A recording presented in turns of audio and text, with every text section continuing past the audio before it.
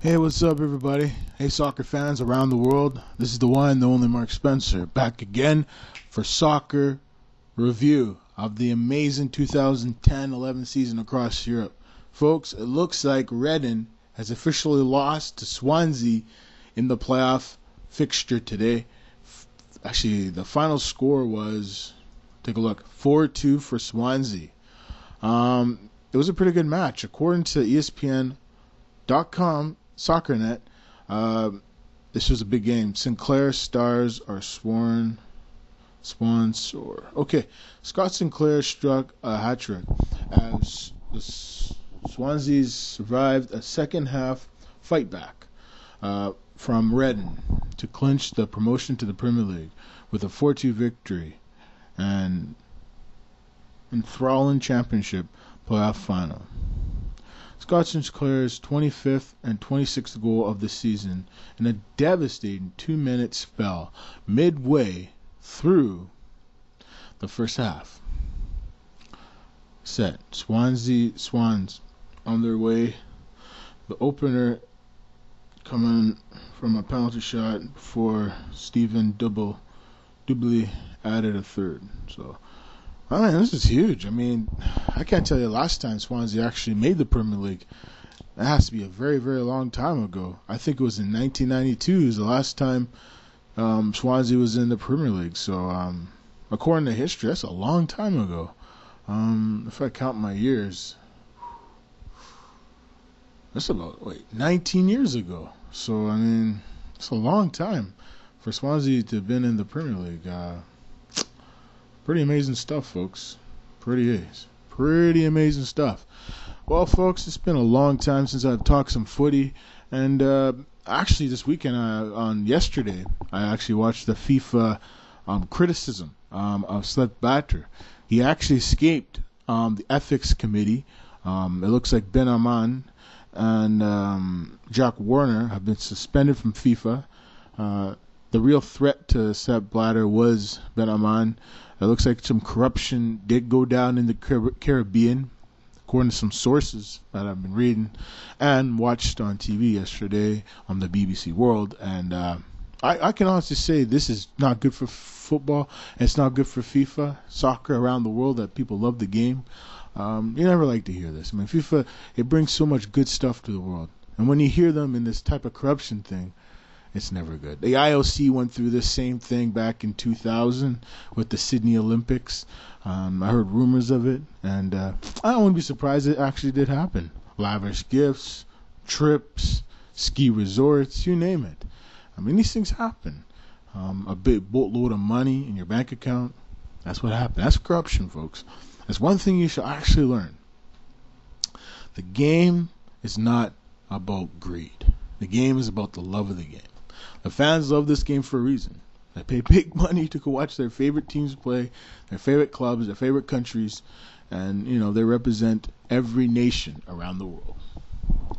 That's what FIFA is. They are the role body of football, soccer in the world. So everyone looks to them for leadership. And when they're not leading by an example, it's not good. But hopefully this clears up over the summer. I don't know what's going to happen next. There's nothing I can do, and there's nothing anybody else can do, but Sepp Blatter has to make things right. And I think he might win again, unless Pele throws his hat in the ring and see if he can become the new FIFA president.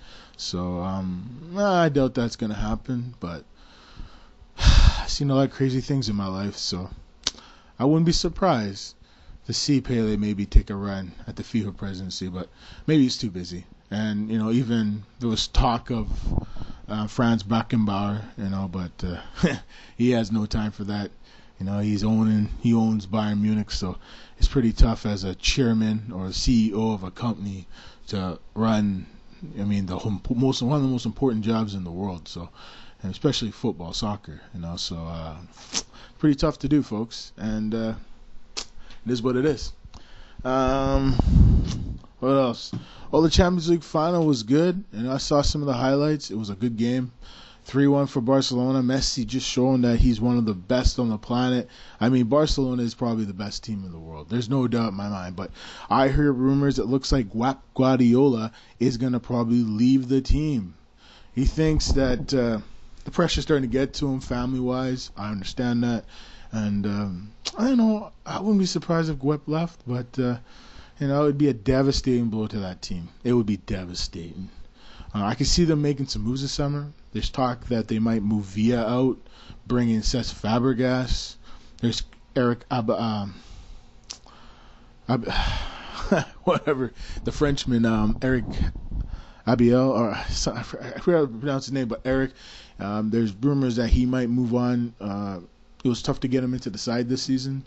So, who knows? I don't know what's going to happen next there, but all I know, Andrea Pirlo, the former AC Milan man, is now with Juve. He recently signed there. It's a pretty big deal. I think Del Piero now he gets a playmaker. He gets someone that can get him the ball.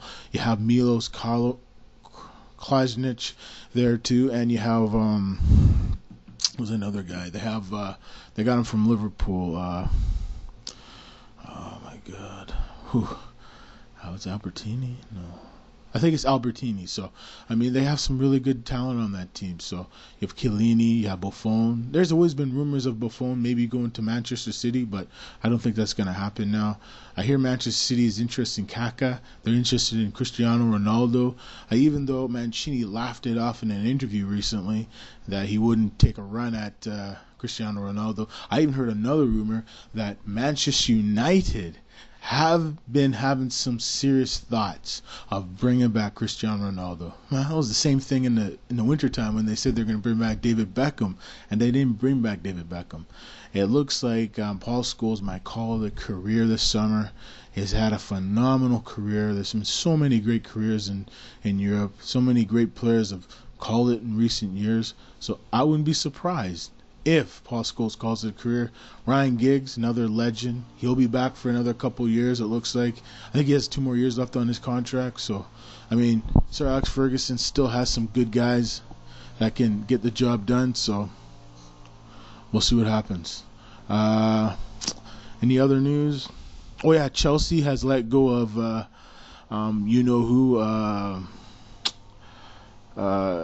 Carlos Ancelotti. They let go of him a day before the season ended. Pretty sad. I felt Ancelotti, he did a pretty good job, even though they didn't win anything. Sometimes you're not going to win everything. Sometimes you got to be positive and you got to do what you got to do. Football's a very, very tough game to call nowadays. It's very hard to manage all these personalities. These players live in a fishbowl. Their lives are always magnetized. You look at all the newspapers in Great Britain, the Daily Mail, the London Telegraph, the Sun, every type of newspaper, you name it, television, Sky Sports, BBC, ITV, every type of media, ESPN. I mean, there's so many different media sources out there.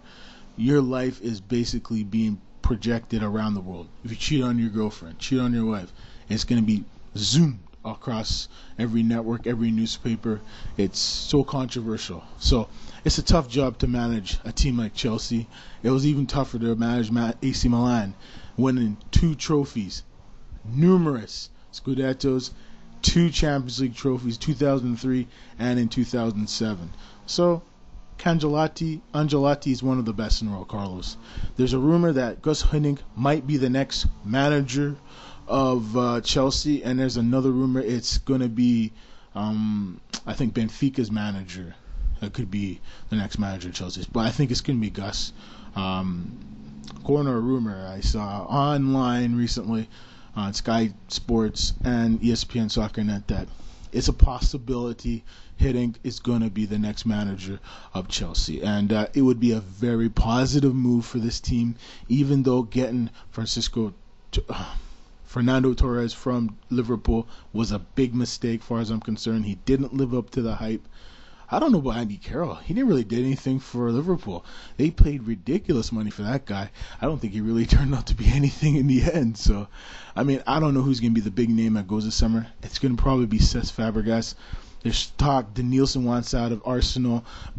Berbatov, just morning, I'm just reading the newspaper that Berbatov wants out of Manchester United after getting snubbed for the Champions League final. Berbatov had a great year this year, and it sucks to sit on the bench. You want to play, and I think that's what every player wants to do. They want to play. Recently, what team is it? Aston Villa let go a few players. John Carew, Nigel Reo-Coker.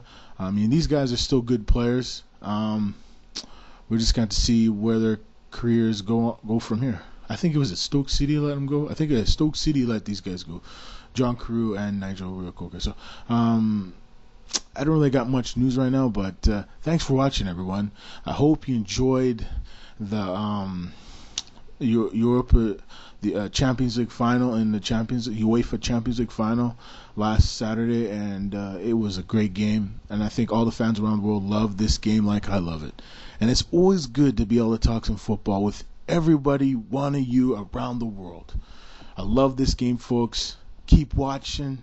I'm going to try to be a little more consistent with these broadcasts. It's been a long time since I've done one. I've been a little busy of late, but I love doing these, folks. Keep watching the channel, my YouTube channel, Mark2244, whatever. It's still cool, I'm even on Facebook, so you can even leave me a comment on there.